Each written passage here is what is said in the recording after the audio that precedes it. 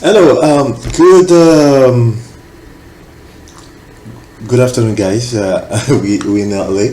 Welcome to the Witness Without Identity. Today, I want to talk about a little video that Kyles Kulinski had about Obama, how he dodges the rise of Trumpism. I think that's an interesting topic. The reason why is because this topic of politics is so fascinating. I think politics is one of the most fascinating subject. So basically, the question is this right now. That's what Kyles Kulinski is going to discuss. Is that the fact that Obama was a moderate Democrat, he wasn't a hardcore left, he was a moderate Republican. Um, Kyles Kulinski is making a case and saying that the fact that he was moderate, that's why people like that's why Trumpism was to the effect because he wasn't hardcore. He did not care about the people.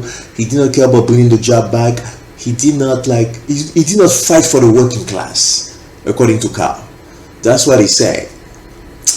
So he said that it's a little bit less about his race. It's not cultural. It's economical.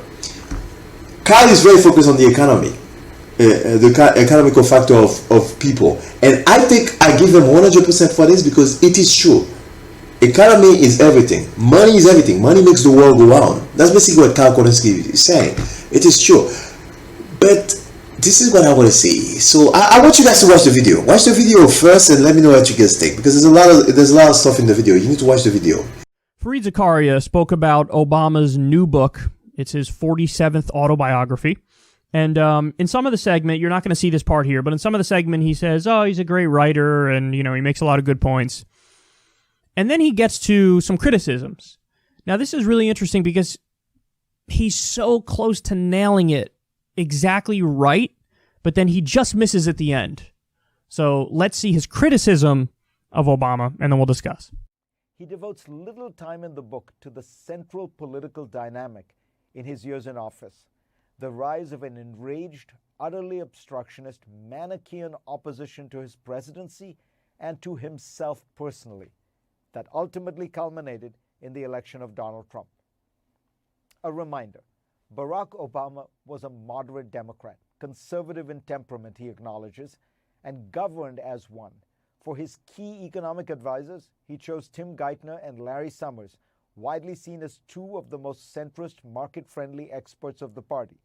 He kept on Bush's defense secretary and offered Republican Senator Judd Gregg another key cabinet post, Secretary of Commerce. He sent in thousands more troops to Afghanistan and expanded drone warfare. And his healthcare plan was modeled on the Conservative Heritage Foundation's old proposal, one that also served as the basis for Mitt Romney's program when he was governor of Massachusetts. This reign of moderation and compromise, however, elicited a reaction from the Republican Party that was furious and vengeful. Obama notes that Gregg, who initially accepted the job as Commerce Secretary, had to back down in the face of activist outrage that he was serving the enemy. Obama recounts the case of Charlie Crist, who as governor of Florida supported Obama's stimulus, which the state desperately needed since its economy was in free fall. His 2-second handshake and hug with Obama made Crist so toxic within the Republican Party that by 2010 he had to become an independent and later a Democrat. Despite many compromises, Obama got not one Republican vote for his stimulus or healthcare bills in the House of Representatives. And opposition to his policy was often couched in blatantly racist ways, such as posters denouncing Obamacare with caricatures of him as an African witch doctor with a bone stuck through his nose. The man who succeeded him in the office, Donald Trump, rose to political prominence by casting doubt on whether Obama was born in the United States. Obama talks about these hysterical reactions to him intelligently but briefly, never offering deep analysis or passionate anger. He admits he wasn't focused on the ominous undercurrents that were growing in strength. He writes, "My team and I were too busy." But it might also be that it would take him into deep and dark waters that are so different from the hopeful, optimistic country he so plainly wants to believe in. America, for him, remains a promised land. So here's why that's interesting. He's laying out correctly how Obama was basically a moderate Democrat. In fact, in Obama's own words, he gave an interview. I tweeted this, a few weeks ago. He gave an interview when he was in office, and he's like, my policies are actually that of a moderate Republican from the 1980s. So this is how he views himself. This is how he governed. This is what Fareed Zakaria is accurately pointing out. But then at the end, what does he imply? He implies, wow, even with this moderate leadership, there was still a giant backlash in this country. And Obama doesn't really dive into, in his book, the rise of Trump and how that came about. And Fareed Zakaria's conclusion is like, Obama is an optimist about America, but maybe it doesn't even make that much sense to be an optimist about America. Maybe it's a lot uglier than, he's letting on.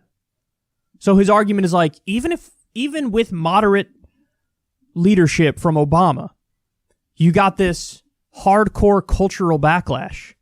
The implication here is like, well, what are you going to do? There's a large chunk of the country that's just so totally unreasonable that the backlash was inevitable. And maybe that's going to happen.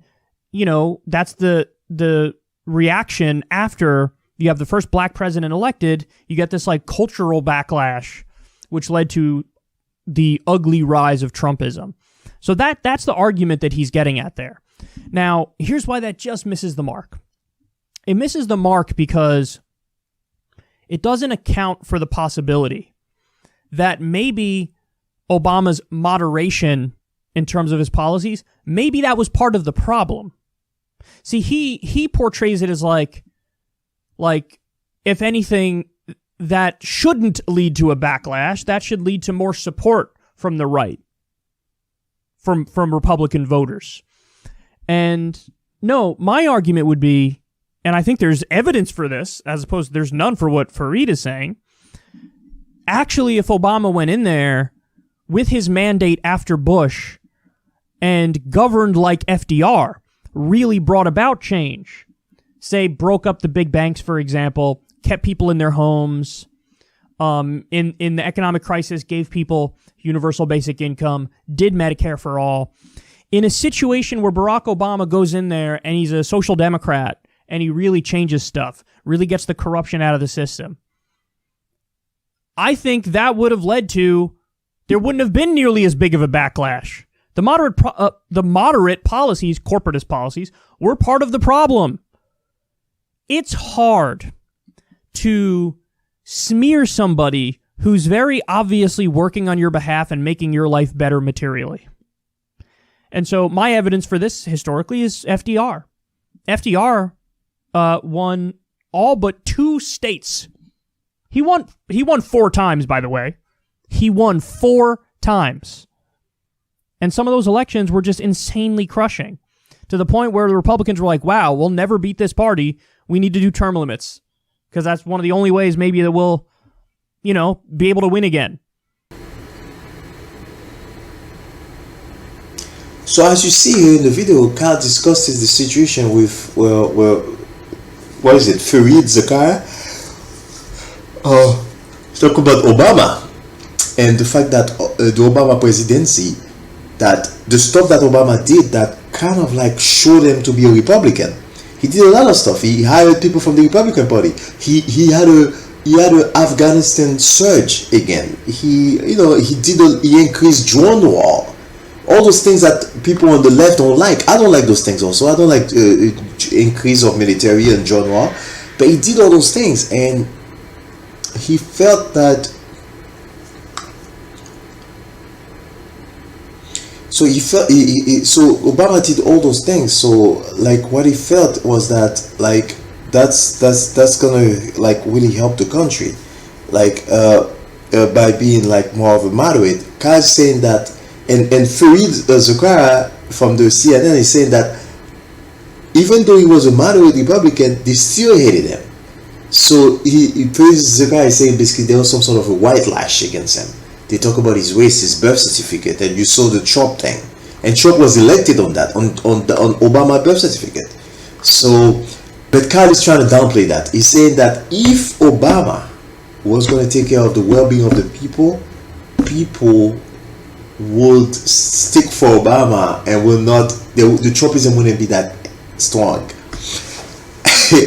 This is a very complex topic.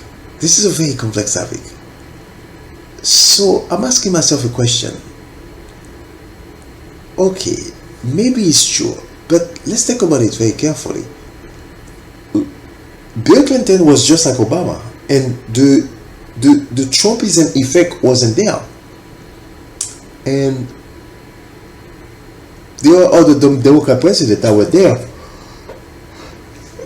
and they acted like Obama, and still the Trumpism wasn't there. Trumpism came to this place right now at a specific time for a specific reason. I think there's no doubt about Kyle, but I have to be humble. I don't know the percentage. I think there's no doubt about it that it's definitely the economical factor plays a part in it, because when you ship jobs to China, you betray the people and you allow low-end worker to come and take the job. It can start to get to people's feeling. But I have to say that, guys, there's a cultural component part of it that Kyles Kulinski is undermining, and I don't think that's good. You have to recognize that the racism exists, and not that just racism exists just because Obama is black, but because of what the message of the left has been saying. What the left has been doing? The left has been doing this cultural fight against the white man, white privilege, all that stuff. Trump came in and said that, no, I'm going to go and help you guys. You guys are poor, and I'm going to help you guys. I'm going to get you guys out of the opioid crisis. I'm going to give you your job back, right? The left is saying that the white people are, some white people like they basically have white privilege. They accuse them. They want them to feel guilty, and the left is bashing America all the time. That's been going on for the past 15-20 years. Right? They've been doing that. Everything is wrong with America. All the wars, everything. America is bad. America is bad. America is bad. You know what I'm saying? It's very critical of America. We are the bad one. You can hear the left saying those things, right? And there's a huge section of the white community that feel that I want white pride, white identity again. And Donald Trump, he's kind of like the symbol of that. He's bringing the white back into that kind of like identity strength. The reason why I can say that, I can tell you that maybe Kyle could be wrong about this. Kyle, I remember, was saying that when Donald Trump was talking about the culture thing during the COVID-19, when Donald Trump was talking about, hey, this is the great country, the United States of America, and don't take down the statue, don't do that. Kyle was saying to his audience that, hey, you know what? If you do not understand during the pandemic that Kyle literally said that with his own mouth. If you do not understand that during the pandemic that you're trying to have a culture war instead of an economical plan, and you're sticking with the culture war, you will get your ass handed to you. No, because according to Kyle, America that we have now is an America that's totally logical, and there's no conspiracies, there's no real thing, there's no such thing. Everybody thinks clean. My message to Kyle is that I don't think so, Kyle. There's something going on in the country that's very mysterious, and it's hard to read it. And I would like to have a debate with Kyle about this. I'm not on his level. The guy knows more about politics. And Kyle, if you see this video, I would like to talk to you about this. This is fascinating to me. It's fascinating. I think it's something that we have to slowly have a discussion about this. But I know that Kyle knows more about politics than me, but it's kind of like, the way I look at it is like Donald Trump's. Kyle said that you will have the election ended over to you. So basically, that basically Biden is going to win in a landslide. But Trump doubled down on the cultural thing, and it was not a landslide. So the doubling down on the cultural thing that Trump was doing actually worked. So a lot of people in America do believe that the cultural thing is a big issue. They don't want the country to be taken over by a bunch of people of color. They don't want all the statue to be taken away. When they lose the country, they don't understand the identity of the country. They don't like to see the flag being burned down. They don't like to see people kneeling down at the football game. You know what I'm saying? There's a bunch of cultural things that are going on now, Carl. And Carl brings up FDR. He said that FDR won 4 times. FDR did this. FDR did that. But remember something, Carl. That during the day of FDR, there was no social media. With social media, you can run propaganda faster and more effectively today than ever before. So I think the America that we have now, we cannot compare it to the America of FDR. The America of FDR, the people were thinking simple, like making think simply. Don't complicate things. Don't add a bunch of weird conspiracy. Do you give me a paycheck? Do you give me healthcare? Do you fight for my? Okay, so I love you. That was the world of FDR. The world that we have now, I might be fighting for you, but I still don't like you. The reason why I can tell you that, Carl, propaganda is powerful, and the culture is very powerful. The reason why I can say that is that look at Bernie Sanders. Bernie Sanders had made a plan for the black community that was very good. Medical for education, free college education, all those things will help black people. And some black people ended up voting for Trump. Explain to me that. Nobody voted for Bernie. I'm not a big Bernie fan. I'm more of an Elizabeth Warren, but I'm saying that's what's going on. So we have to be careful how we analyze the situation. It's not like Carl said that just because somebody is a black president, that it's not true that there's a guarantee that there will be a white lash. I think there's a guarantee that there's going to be a white lash as soon as social media on the other side, the conservative side, keep attacking the person. Because they were attacking Obama left and right, and they have succeeded. They really went him hard, and they succeeded in that. So that's basically what's going on. I've got people that are Asian or like black, white, red, Latino. Latinos have voted for Trump. So I've spoken to some Latinos that they told me that they don't want people to come over. They don't want open border. So this world that we live in is very complex now, Carl. It's so complex. I don't understand it, but it's very complex. I would like to have a debate about that with Carl. Like, it's very complex because the social media is there, the social media effect is there, and now we have people that are saying that the election is a fraud. Some people are saying COVID-19 is not real. So if those people exist, the same people that are those people, when you give them a paycheck, right? You give them a paycheck, or whatever, UBI. You say that you can give them UBI, but I have another propaganda on the other side that's going to say that, hey, UBI is bad for you because we're taking money and now the country is going to become more in debt, whatever. You're going to mess up the corporation, whatever. I can say, and you can say something like, you can have a propaganda that say that what does $1,000 a month going to do for you? That's nothing. They want to keep you poor. So if your propaganda is very effective at infiltrating the internet, infiltrating everything, your mind could change and you could doubt yourself. You could be living in an alternate reality. So I'm saying to Carl, like, you seen what happened. Carl made a video about somebody that said that he was willing to die for Donald Trump. Die for Donald Trump. Come on, Carl, it's like a different world. It's a different America. So I don't think this America is basically logical anymore. Like, you're talking about the America of FDR where everything was logic. People see their life being better. You're white. I'm going to stick with you. But now they see a black man. They're going to go to that. And propaganda going to say this guy is a black man, he's a socialist. And they're going to say that. You see what I'm saying? They're not going to try to analyze the reality of the situation. So it's more complex today. And I see this propaganda both on the left and the right. The left is pushing weird stuff too. It's like the left is all about affirmative action. It's not about merit. It's like, oh, I have to hire a black man. I have to hire this. It's not, I have to do this. But instead of looking at merit. And the left blames... The left also entices the right-wingers because the left is saying that all the time. They're saying that all the time that what is it they're saying? That this is white privilege. You see, okay, now let's talk about it. White privilege. Do you think those guys in the middle of the country have white privilege? Those guys are very poor. So they're struggling.